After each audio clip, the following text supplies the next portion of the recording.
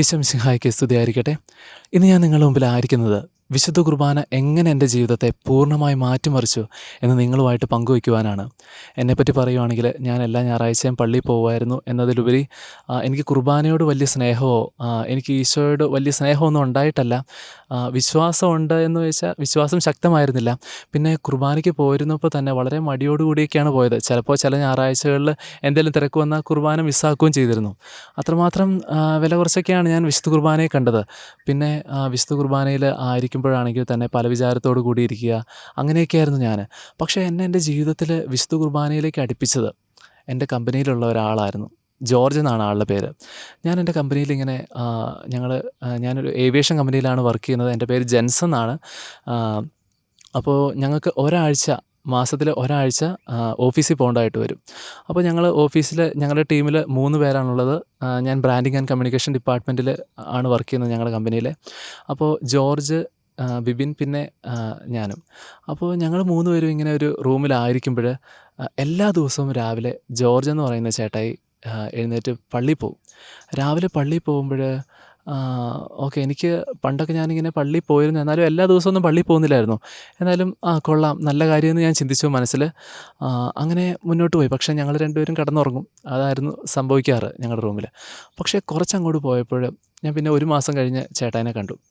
ചേട്ടായിനെ കണ്ടപ്പോൾ ചേട്ടായിക്ക് വലിയ മാറ്റമെന്ന് പറഞ്ഞാൽ ചേട്ടായിയുടെ കണ്ണിലൊക്കെ ഭയങ്കര ഒരു പ്രകാശം, പിന്നെ സംസാരിക്കുമ്പോഴൊക്കെ ഭയങ്കര പോസിറ്റീവ് എനർജി, പിന്നെ വർക്കിലൊക്കെ ആണെങ്കിലൊക്കെ നല്ല ചേഞ്ച്. അപ്പോൾ ഞാനിങ്ങനെ ചേട്ടായിയോട് ചോദിച്ചു, ചേട്ടായി ഇതെന്നാ കാര്യം, നല്ല മാറ്റമുണ്ടല്ലോ, ഭയങ്കര പോസിറ്റീവ് എനർജിയാലോ. അപ്പോൾ ചേട്ടായി പറഞ്ഞു, എടാ ഞാൻ എല്ലാ ദിവസവും പള്ളിയിൽ പോകുന്നുണ്ട്, എൻ്റെ ഉള്ളിൽ ഈശോയുണ്ട്, ഈശോ ഉള്ളതുകൊണ്ടാവും എനിക്കിങ്ങനെ ഒരു പോസിറ്റീവ് എനർജിയിലൊക്കെ നടക്കാൻ പറ്റുന്നതെന്ന് ചേട്ടായി പറഞ്ഞു. അപ്പോൾ എന്നെ പെട്ടെന്ന് അതൊന്ന് ചിന്തിപ്പിച്ചു. പക്ഷേ നിങ്ങൾ വിചാരിക്കും ചെറിയ മാറ്റമാണ്. പക്ഷേ ചെറിയ മാറ്റമല്ല. ഞാൻ 1 മാസം മുന്നേ കണ്ട ജോർജ് ചേട്ടായിയല്ല ഇപ്പോൾ. അതേപോലെ ഒരു ഡ്രാസ്റ്റിക് ചേഞ്ചാണ് ആളുടെ ലൈഫിൽ വന്നത്. എനിക്ക് അനുഭവിക്കാൻ പറ്റുന്നത്. കാരണം ആളൊരു വാക്ക് പറയുമ്പോൾ തന്നെ ഭയങ്കര ഒരു നമുക്കൊരു സ്നേഹവും സന്തോഷവും ഒക്കെ അതിൽ നിന്ന് കിട്ടുന്നുണ്ടായിരുന്നു. അപ്പോൾ ഞാനോർത്തു, അങ്ങനെയെങ്കിൽ വിശുദ്ധ കുർബാനയ്ക്കൊന്ന് പോയി തുടങ്ങണമല്ലോ. ഇങ്ങനെ ഇത്ര മാറ്റം ഉണ്ടെങ്കിൽ അങ്ങനെ പോയി തുടങ്ങണമല്ലോ എന്ന് ഞാൻ ആലോചിച്ചു. അങ്ങനെ ഞാനൊരു തീരുമാനമെടുത്തു, അനുദിന വിശുദ്ധ കുർബാനയ്ക്ക് പങ്കെടുക്കാം. അങ്ങനെ ജോർജ് ചേട്ടായിക്കുണ്ടായ വ്യത്യാസം എനിക്കും ജീവിതത്തിലുണ്ടായാലോ, അതൊന്ന് അനുഭവിച്ചറിഞ്ഞിട്ട് തന്നെ കാര്യം എന്നൊരു തീരുമാനം എടുത്തു. അപ്പോൾ പോകാൻ വലിയ ആഗ്രഹം. പക്ഷേ 2 ബുദ്ധിമുട്ടുകളാണ് ഉണ്ടായിരുന്നത്. ഒന്നെന്ന് പറഞ്ഞാൽ രാവിലെ എഴുന്നേൽക്കണം, അതിച്ചിരി ബുദ്ധിമുട്ടുള്ള കാര്യമാണ്. രണ്ടാമത്തെ കാര്യമെന്ന് പറഞ്ഞാൽ പാപമില്ലാതെ ജീവിക്കണം. ഞാൻ തിരിച്ചറിഞ്ഞിരുന്നു, പാപത്തോടെ, അതായത് നമ്മൾ പാപം ചെയ്തിട്ട് വിശുദ്ധ കുർബാന സ്വീകരിച്ചാൽ അയോഗ്യതയോടെ സ്വീകരിക്കാൻ പറ്റില്ല എന്ന നല്ല ബോധ്യം എനിക്കുണ്ടായിരുന്നു. അപ്പോൾ പാപമില്ലാതെ ജീവിക്കണം. അപ്പം എനിക്ക് വലിയ കൺഫ്യൂഷൻസ് ആയിരുന്നു ആദ്യം. പക്ഷേ ഞാനൊരു തീരുമാനം എടുത്തു, പാപമില്ലാതെ ജീവിക്കാം, ഈശോ എനിക്ക് അതിനുള്ള കൃപ തരും എന്നുള്ളൊരു തീരുമാനം എടുത്തു. ഇനി നാളെ വീട്ടിൽ ചെന്നിട്ട് ഞാൻ വ്യാഴാഴ്ചയാണ് തീരുമാനിക്കുന്നത്, നാളെ മുതൽ എല്ലാ ദിവസവും പള്ളിയിൽ പോകാൻ പോവാണ്. അങ്ങനെ ഞാൻ ഉറച്ചൊരു തീരുമാനം എടുത്തു. അപ്പോൾ അങ്ങനെ മനസ്സിലിരിക്കുമ്പോൾ പള്ളിയിൽ പോകാനുള്ളതിൻ്റെ മനസ്സിലെല്ലാം റെഡിയാക്കി വെച്ചേക്കുവാണ്. വ്യാഴാഴ്ച ഉച്ചയൊക്കെ ആയപ്പോഴത്തേനും എൻ്റെ മനസ്സിലിങ്ങനെ പറയുകയാണ്, എടാ പള്ളിയിൽ പോകണോ, ശരിയാവില്ല, പള്ളിയിൽ പോയ പാപങ്ങളെല്ലാം ഉപേക്ഷിക്കണം, നീ ചെയ്തുകൊണ്ടിരിക്കുന്ന പാപങ്ങളെല്ലാം. കാരണം സാധാരണ തിങ്കൾ മുതൽ ശനി വരെ പാപം ചെയ്തിട്ട് ശനിയാഴ്ച കുമ്പസാരിച്ചിട്ട് ഞായറാഴ്ച കുർബാന സ്വീകരിക്കുകയാണ് ചെയ്യുന്നത്. അപ്പോൾ പാപങ്ങളെല്ലാം ഉപേക്ഷിക്കണം, അത് വലിയ ബുദ്ധിമുട്ടല്ല, ഇങ്ങനെ മനസ്സിലിങ്ങനെ തോന്നുവാണ്. പിന്നെ ഒരു പോയിൻ്റ് എത്തിയപ്പോഴത്തേനും നാളെ പള്ളിയിൽ പോകണ്ട, പയ്യെ ഇതൊക്കെ തുടങ്ങാം, ഇതിൻ്റെ ഒന്നും ആവശ്യമില്ല എന്നൊക്കെ ഭയങ്കര ഒരു ബുദ്ധിമുട്ട്, അങ്ങനെ ഒരു പ്രലോഭനം മനസ്സിൽ വരുവാണ്, എൻ്റെ ചിന്ത വരുവാണ്. അപ്പം ഞാനും ആലോചിച്ചു, ചെന്നിട്ട് ഇനി പാപം ചെയ്യാൻ പറ്റില്ലെങ്കിൽ ആ ജീവിതത്തിൻ്റെ സുഖമൊക്കെ പോവില്ലേ, അങ്ങനെ ഞാൻ ചിന്തിച്ചു. അങ്ങനെ ഇരിക്കുമ്പോഴാണ് വൈകിട്ട്, അങ്ങനെ ഞാൻ പള്ളിയിൽ പോകുന്നില്ല എന്ന് തന്നെ തീരുമാനിച്ചു. പള്ളിയിൽ പോകണമെന്നൊക്കെ തീരുമാനം എടുത്താണ് ജോർജ് ചേട്ടായിനെ കണ്ടിട്ട്, ആ മാതൃകയൊക്കെ കണ്ടിട്ട്, ആ ഒരു എക്സ്പീരിയൻസൊക്കെ കണ്ടിട്ട്.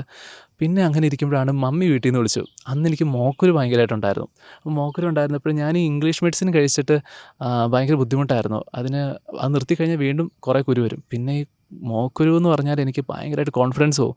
ഒരു കുരു വന്നു കഴിഞ്ഞാൽ തന്നെ എൻ്റെ മൊത്തം കോൺഫിഡൻസും പോകും. പിന്നെ ഞാൻ പൗഡറൊക്കെ ഇട്ടിങ്ങനെ സെറ്റ് ചെയ്തിട്ടാണ് പുറത്തിറങ്ങണത്. അത്രമാത്രം എനിക്കങ്ങനെ ഒരു കോൺഫിഡൻസിന് കുറവുണ്ടായിരുന്നു. അങ്ങനെ ഇരിക്കുമ്പോഴാണ് മമ്മി പറഞ്ഞു, എടാ അവിടെ ഡോക്ടർ റിപ്സൺ എന്ന് പറഞ്ഞൊരു ഹോമിയോ ഡോക്ടറുണ്ട്, സമയം ഒരു ലേറ്റായിരുന്നു, എന്നിട്ടും മമ്മി ഇങ്ങനെ പറഞ്ഞു, ആ ഹോമിയോ ഡോക്ടറിനെ നീ ഒന്ന് പോയി കണ്ടിട്ട് വാ. അപ്പോൾ അതാണെങ്കിൽ പിന്നെ ഹോമിയോ ആകുമ്പോഴത്തേനും പിന്നെ സൈഡ് എഫക്ട്സ് ഒന്നുമില്ലല്ലോ. അപ്പോൾ ഞാൻ ഓർത്തു അത് നല്ലൊരു കാര്യമാണ്, കണ്ടിട്ട് വരാം. അപ്പോൾ ഞാൻ ഓർത്തു വീട്ടിൽ പോയാലോ എന്ന് ഞാൻ ചിന്തിച്ചു. എന്നാലും ഓർത്തു മമ്മി പറഞ്ഞതല്ലേ ഒന്ന് പോയി കണ്ടേക്കാം. അങ്ങനെ ഞാൻ ആ ഹോമിയോ ഡോക്ടറിൻ്റെ അടുത്ത് ഞാനും ജോർജേട്ടായും കൂടിയാണ് പോകുന്നത്. കാരണം ഞങ്ങളുടെ രണ്ടുപേരുടെയും വീട് അടുത്തടുത്താണ്. അപ്പോൾ ഞങ്ങൾക്ക് ഒരുമിച്ച് പോയാൽ മതിയല്ലോ തിരിച്ച്. അപ്പോൾ ഞങ്ങൾ എൻ്റെ കാറിലിങ്ങനെ പോവാണ്. അപ്പോൾ ഡോക്ടറിൻ്റെ അടുത്ത് ഞാൻ ചെന്നു. ഡോക്ടറിൻ്റെ അടുത്ത് ചെന്ന് സംസാരിച്ചു. ഡോക്ടറെ ഇങ്ങനെ മോക്കുരുവൊക്കെയാണ് എന്നൊക്കെ പറഞ്ഞ് കഴിഞ്ഞ് കുറച്ച് കഴിഞ്ഞപ്പോഴത്തേനും ഡോക്ടർ റിപ്സൺ, ആളുടെ വീട് എറണാകുളമാണേ. എറണാകുളത്ത് പ്രാക്ടീസ് ചെയ്യുന്ന ഒരു ഹോമിയോ ഡോക്ടറാണ്. അപ്പോൾ അങ്ങനെ കുറച്ചങ്ങ് സംസാരിച്ച് കഴിഞ്ഞപ്പോഴത്തേനും ആളിങ്ങനെ വചനം പറയാൻ തുടങ്ങി.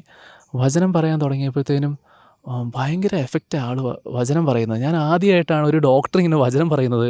അത് ഒരു പ്രത്യേക അനുഭവമായിരുന്നു. കാരണം മരുന്ന് മേടിക്കാൻ പോയതാണ്. അപ്പോൾ ആൾ സംസാരിക്കുന്നത് വചനമാണ്.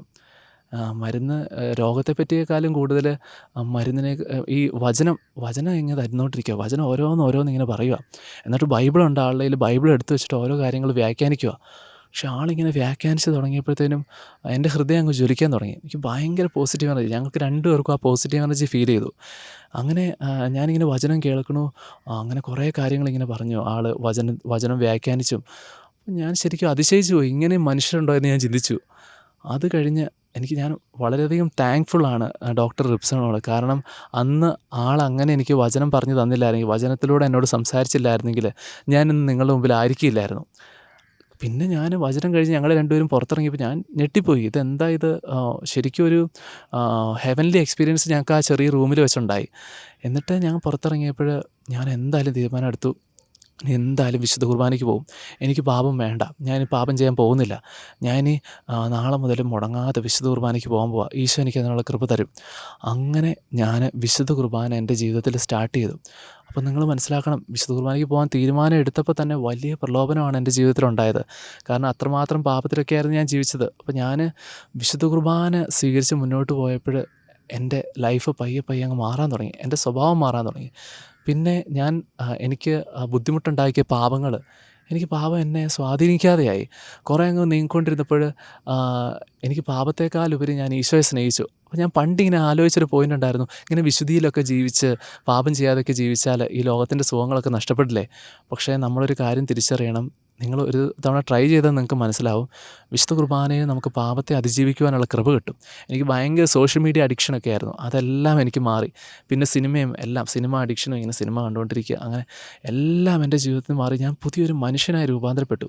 എനിക്ക് എൻ്റെ വീട്ടുകാരെ കൂടുതലായിട്ട് സ്നേഹിക്കാൻ പറ്റി, പപ്പേനെ മമ്മീനെ. അല്ലെങ്കിൽ ഞാൻ പപ്പയ്ക്കൊരു കാര്യം പറഞ്ഞാൽ ഭയങ്കരമായിട്ട് ഇങ്ങനെ എന്തെങ്കിലും കാര്യം തെറ്റായിട്ട് കണ്ടാൽ ഞാൻ ദേഷ്യപ്പെടുമായിരുന്നു.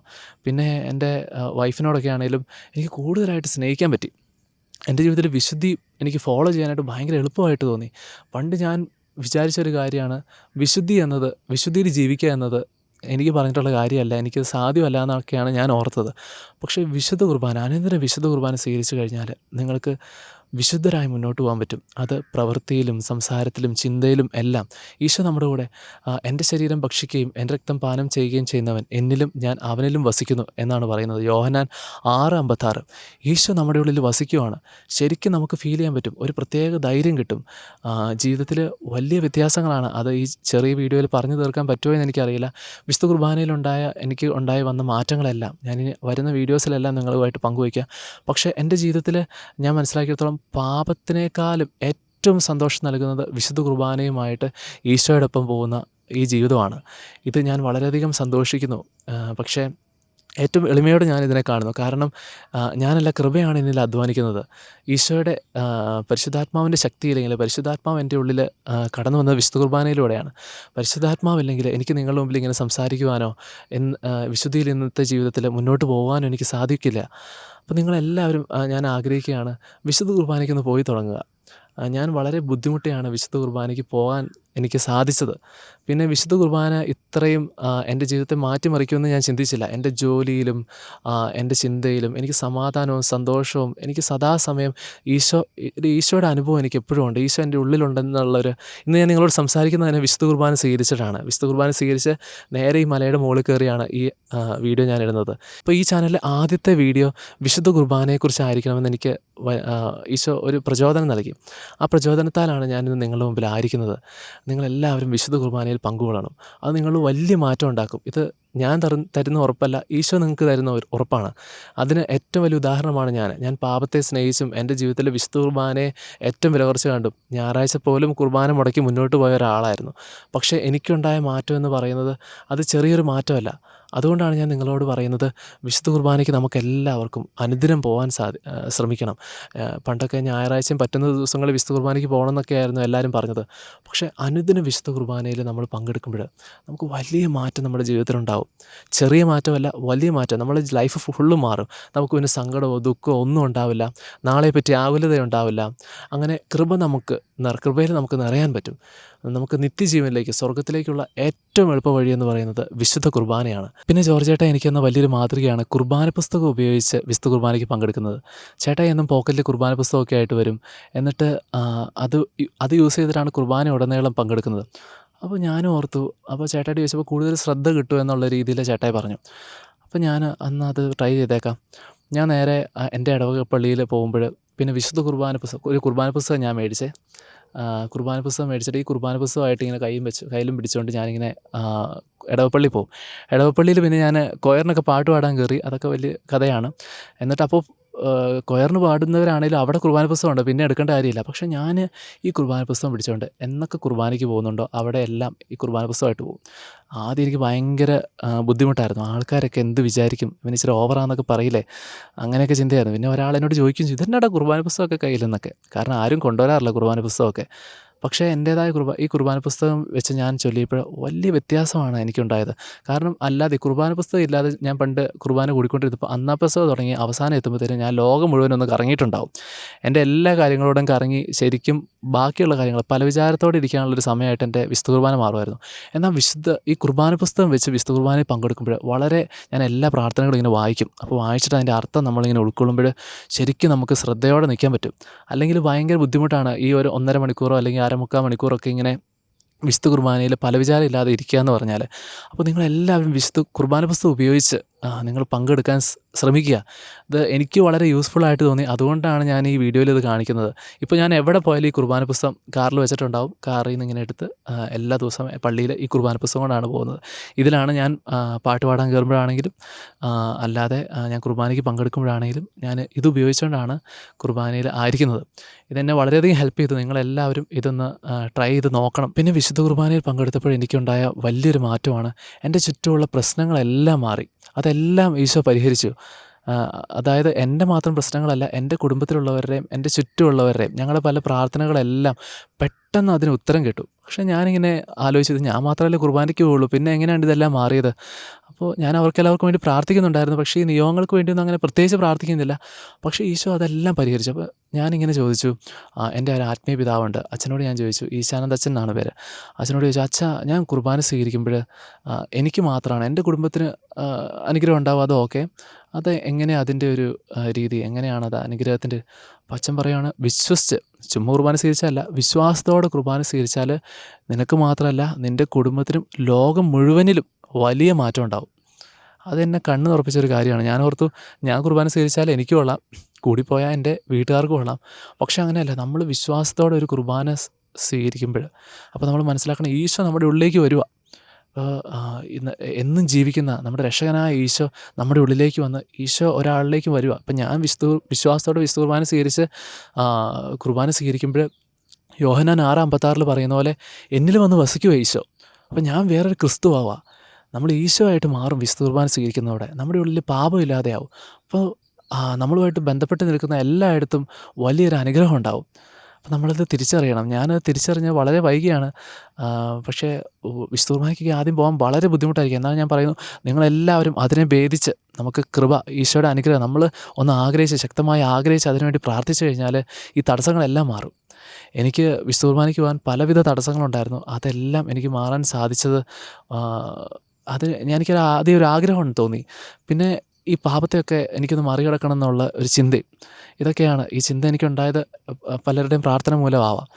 ഞാൻ എല്ലാവരോടും നന്ദി പറയുന്നു. എനിക്ക് വേണ്ടി പ്രാർത്ഥിച്ചവരോടും, എൻ്റെ മാതാപിതാക്കളും, എൻ്റെ ചുറ്റുമുള്ളവർ പലരും എനിക്ക് വേണ്ടി പ്രാർത്ഥിച്ചിട്ടുണ്ട്, വൈദികരും. അവരോടെല്ലാവരോടും ഞാൻ വളരെയധികം നന്ദി പറയുന്നു. കാരണം എനിക്ക് 28-ാം വയസ്സിലാണ് കുർബാനയുടെ മഹത്വം മനസ്സിലാക്കാൻ സാധിച്ചത്. അതുവരെ ഞാൻ വിശുദ്ധ കുർബാനയുടെ മഹത്വം മനസ്സിലാക്കാതെ ഒരു സാധാരണക്കാരനെ പോലെ എന്തിനൊക്കെയോ പള്ളിയിൽ പോകുന്നു, അങ്ങനെയൊക്കെയായിരുന്നു. പിന്നെ വിശുദ്ധ കുർബാനയ്ക്ക് പോകുവാനും ഒക്കെ വളരെ മടിയായിരുന്നു. അപ്പോൾ എന്നിട്ട് എനിക്ക് വലിയൊരു ഡ്രാസ്റ്റിക് ചേഞ്ചാണ് ഈ ഒരു വർഷത്തിനുള്ളിൽ എനിക്കുണ്ടായത്. ഞാൻ കഴിഞ്ഞ വർഷം മുതലാണ് അനുദിന വിശുദ്ധ കുർബാനയ്ക്ക് പങ്കെടുക്കുവാൻ തുടങ്ങിയത്. അപ്പോൾ എനിക്ക് വലിയ മാറ്റം ഉണ്ടായി. നിങ്ങൾക്കെല്ലാവർക്കും ഈ മാറ്റം ഉണ്ടാവട്ടെ എന്ന് ഞാൻ പ്രാർത്ഥിക്കുന്നു. നിങ്ങളെല്ലാവരും വിശുദ്ധ കുർബാന സ്വീകരിക്കണം. അത് നിങ്ങളെ ശക്തരാക്കും. നിങ്ങളെ വിശുദ്ധിയിൽ നടക്കുവാനും പിന്നെ അതുപോലെ തന്നെ വളരെ സന്തോഷത്തോടും ഉത്സാഹത്തോടും കൂടെ ഈ ജീവിതത്തിൽ ആയിരിക്കുവാനും നിങ്ങൾക്ക് സാധിക്കും.